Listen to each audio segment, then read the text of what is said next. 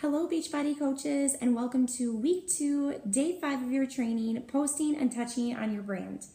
Figuring out your brand is a very important part of being a Beachbody coach and posting on Facebook and gathering a large team into your network. Your brand defines you and who you are, and it also makes you unique and sets you apart from all the hundreds of thousands of Beachbody coaches out there. So when you're thinking of your brand, you want to think about what is your story? What makes you you? Because the people you attract are going to be those who can relate to who you used to be and those who can relate to who you are now.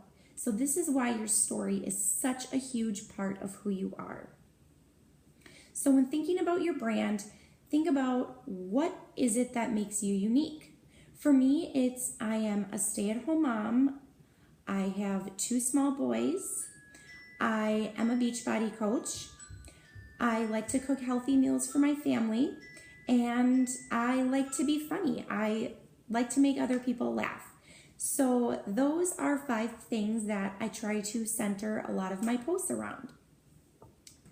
So when thinking about that, think about the things that will attract your teammates, because these are the people that are going to want to know more about you, are going to travel to your Facebook page as opposed to other coaches' pages, and people who may eventually want to be a part of your Beachbody team.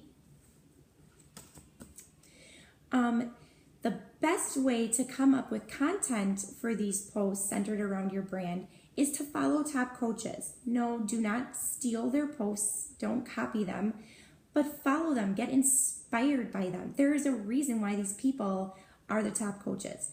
Go on Pinterest, but make sure you're not on Pinterest for hours and you're wasting time that you could be using developing posts. And then also share those moments from your personal development where you're like, yes, it makes sense. Personal development is going to give you so much inspiration, you won't even believe it.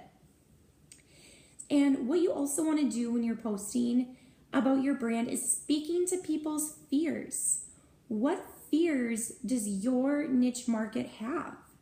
For me, being a stay-at-home mom was the fear of losing part of my identity, being just a mom and nothing else.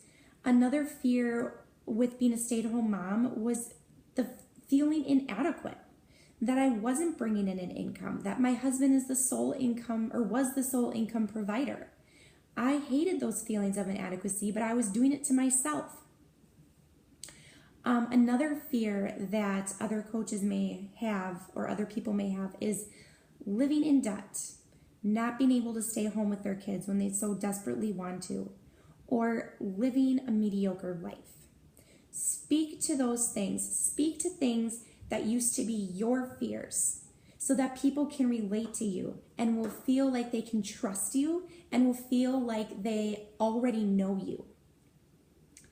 Be interested in who people are. Don't just be interesting. Yes, have interesting posts, but also show that you are interested in these other people. So when you're going on their Facebook page and they're posting pictures of their kids or, pictures with their spouse or whatnot, don't just post a one-word comment.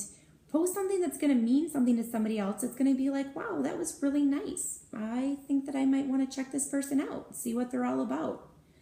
And make people feel like they can get to know you through your posts. These are all the things that you can do once you figure out what your brand is. So think about 3 things that you are most passionate about. Things that you love, things that make you happy. Because this, again, is going to be part of your brand. And then also, what do you want people to know about you? What do you want people to know about your past, what you struggled with, how you overcame it, the plans for your future, where you see yourself in 5 years? What do you want people to know? Because I can guarantee you somebody's going to read that and they're going to say, you know what? I want those same things too. I'm going to figure out what she's doing. I'm going to contact her and see what I need to do to be where she is. And then also, what are some things that people ask your advice for? So I am a boy mom. So some people will come up to me and ask for advice a lot on potty training, on,